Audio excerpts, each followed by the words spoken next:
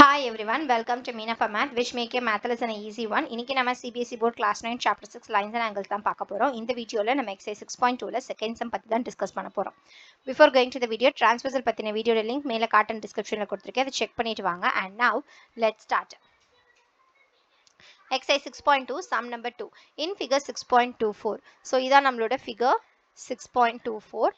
If AB is parallel to CD, EF is perpendicular to CD and GED equals to 126 degree. So இது overall என்ன கொடுத்திருக்காங்க 126 degree ன்னு கொடுத்திருக்காங்க. EF perpendicular to CD ன்றதுனால அது 90 degree நம்ம எடுத்துக்கிட்டோம்.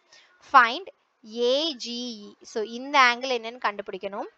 GEF இந்த angle என்னன்னு கண்டுபிடிக்கணும்.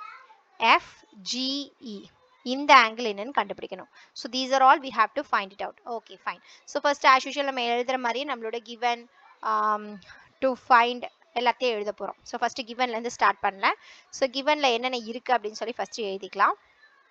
So AB is parallel to CD given. ரைட்டா? அடுத்தது EF is perpendicular to CD இதுவும் given. அதுக்கு அடுத்தது angle GED equals to 126 degree இதுவும் given. இதுக்கப்புறம் எல்லாமே நம்ம என்னது ஃபைண்ட் பண்ண வேண்டியதான். ஸோ 2 ஃபைண்டில் வந்து பார்த்தீங்கன்னா நமக்கு என்னென்ன கேட்டிருக்காங்க அப்படின்னா 3 விஷயம் நம்மளை கண்டுபிடிக்க சொல்லி கேட்டிருக்காங்க. ஸோ அது என்னென்ன அப்படின்னா ஓகே ஸோ அங்கே என்ன கண்டுபிடிக்க சொல்லியிருக்காங்க அப்படின்னா angle AGE equals to என்னன்னு கண்டுபிடிக்கணும். அடுத்தது angle GEF என்னன்னு கண்டுபிடிக்கணும். அடுத்தது angle FGE என்னன்னு கண்டுபிடிக்கணும். இதெல்லாம் we have to find it out. ஓகேவா? ஸோ அடுத்தது வந்து நம்ம சொல்யூஷன் பார்க்கலாம். ஸோ இந்த சம்க்கு வந்து சொல்யூஷன் நம்ம எப்படி ஒர்க் ஆன் பண்ண போகிறோம் அப்படின்னா ரொம்ப சிம்பிளாகவே பண்ணிடுவோம். நமக்கு வந்து ஆல்டர்னேட் இன்டீரியர் டிரான்ஸ்வர்சல் பற்றியும் லீனியர் பேர் பற்றியும் தெரிஞ்சாலே தட்ஸ் மோர் தேன் எனஃப். இந்த இதை வந்து நம்ம ஃபினிஷ் பண்ணிடலாம். ஸோ ஃபர்ஸ்ட் நம்ம சொல்யூஷன் பார்க்கலாம். சொல்யூஷனில் வந்து ஃபர்ஸ்ட் நம்ம என்ன பண்ணுறோம் அப்படின்னா கிவன்லேருந்து வரும். நமக்கு என்ன கொடுத்துருக்காங்க ஏபி பேரலல் டு சிடின்னு கொடுத்துருக்காங்க. ஸோ ஏபி சிடிக்கு பேரலாக இருக்குது அண்ட் திஸ் ஜிஇங்கிறது வந்து டிரான்ஸ்வர்சல் இல்லையா? ஸோ நான் இங்கே உங்களுக்கு கிளியராக எழுதுறேன். And this GE is transversal. இதுக்கு என்ன அர்த்தம் அப்படின்னா இங்க AB இருக்கு இங்க CD இருக்குன்னு வச்சுக்கோங்க. so just name this as CD. so இங்க நமக்கு ஒரு லைன் போகுது. இது வந்து நம்மளோட GE. இப்போ என்ன நம்மளோட இது இந்த ஆங்கிளும் இந்த ஆங்கிளும் alternate angles, alternate interior angles சொல்லுவோம். கரெக்டா? அப்போ இது ரெண்டும் என்னவா இருக்கும்? கண்டிப்பா ஈக்குவலா தான் இருக்கும். according to that angle AGE must be equals to angle GED. GED என்னன்னு givenலே கொடுத்துருக்காங்க 126 டிகிரின்னு. அப்போ ஈஸியா AGE கண்டுபிடிச்சிட்டோம் இல்லையா? ஸோ இங்கே சைடில் என்ன எழுதுங்க alternate interior angles or equal. ஓகேவா? ஸோ இது ரெண்டும் alternate interior angles அப்படின்னு சொல்லணும். okay so again AGE must be equals to GED வந்து 126 degree. so அதை வச்சு so angle GED is equals to 126 degree. இது வந்து givenல இருக்கு ஆல்ரெடி. ஸோ அதனால அப்படியே எழுதியாட்டு. இப்போ angle AGE நம்ம கண்டுபிடிச்சிட்டோம். நம்ம we have to find it out rest of this GEF and FGE மட்டும் கண்டுபிடிக்கணும். ஓகே அதுக்கு நான் என்ன பண்ணுறேன் அப்படின்னா I just know this AB is a line. கரெக்டா? ஸோ ஏபிங்கிறது லைன் அப்படின்னா இங்கே கொடுத்துருக்க இந்த பார்ட் இருக்கு இல்லையா? அதாவது AGE அண்ட் EGF இது ரெண்டும் லீனியர் பேர். கரெக்டா? ஸோ அக்கார்டிங் டு லீனியர் பேர் நான் என்ன பண்ணுறேன் அப்படின்னா here now AB is a line. So I just இன்னும் கொஞ்சம் நான் சைடில் இது பண்ணிக்கிறேன். Okay now AB is a line and now நான் இங்கே என்ன பண்ணுறேன் அப்படின்னா angle AGE plus angle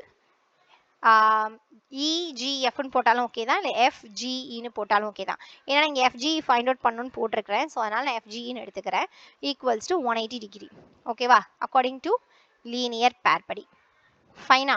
so இப்போ AGE 126 டிகிரின்னு இப்போ தான் ஃபைண்ட் அவுட் பண்ணேன். So plus FGE equals to 180 degree. So angle FGE equals to 180 minus 126 will be 54 degree. So செகண்டாகவும் கண்டுபிடிச்சிட்டேன். ஃபஸ்ட்டு என்ன நம்ம கண்டுபிடிக்க சொல்லியிருந்தாங்க? இந்த இடத்துல AGE கண்டுபிடிக்க சொல்லியிருந்தாங்க, கண்டுபிடிச்சாச்சு. அடுத்து தேர்ட் FGE கண்டுபிடிச்சாச்சு. இன்னும் பேலன்ஸ் இருக்குது என்னது? இந்த GEF இதை மட்டும்தான் கண்டுபிடிக்கணும். GEF நீங்கள் பார்த்த உடனே ஈஸியாக சொல்லிடுவீங்க. ஏன்னா இந்த நம்ம கண்டுபிடிக்க வேண்டியது GEF.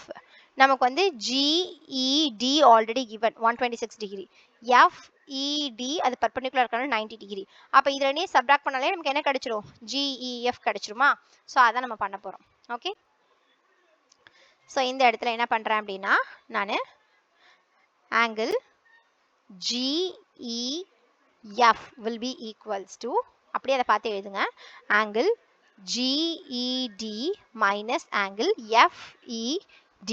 ஸோ இதில் GED வந்து 126 degree already given and FED வந்து 90 டிகிரி. ஒய், பிகாஸ் அங்கே வந்து perpendicular CD is perpendicular to EFன்னு கொடுத்துருக்காங்க. Sorry, EF is perpendicular to CDன்னு கொடுத்துருக்காங்க, which implies that ஆங்கிள் FEDங்கிறது 90 டிகிரி. நீங்கள் கிவன்லேயே கூட இதை எக்ஸ்பேண்ட் பண்ணி எழுதிக்கலாம். So 126 minus 90 degree will be equals to 36 degree. So angle GEF will be equals to 36 degree. So finally அவங்க கண்டுபிடிக்க சொன்ன 3 angles-ஐயுமே நம்ம என்ன பண்ணிட்டோம், கண்டுபிடிச்சிட்டோம். Okay, so hope you understand the sum we discussed today. If you still have any doubts, comment here, we will clarify. இதே lines and angles இருக்க exercise 6.2ல first sum பத்தி தெரிஞ்சுக்கோங்க, leftல இருக்க வீடியோ செக் பண்ணி பாருங்க. and exercise 6.2ல third sum பத்தி தெரிஞ்சுக்கோங்க, rightல இருக்க வீடியோ செக் பண்ணி பாருங்க. இந்த வீடியோ உங்களுக்கு ஹெல்ப்ஃபுல்லா இருந்தா do like the video and subscribe to Meena for Math. Also don't forget to hit the bell icon for future updates. and Maths customers விஜிட்டா ஃபீல் பண்றவங்க ஃப்ரெண்ட்ஸ்க்கு மறக்காம சேனலை ரெஃபர் பண்ணுங்க. Thanks for watching. Thank you.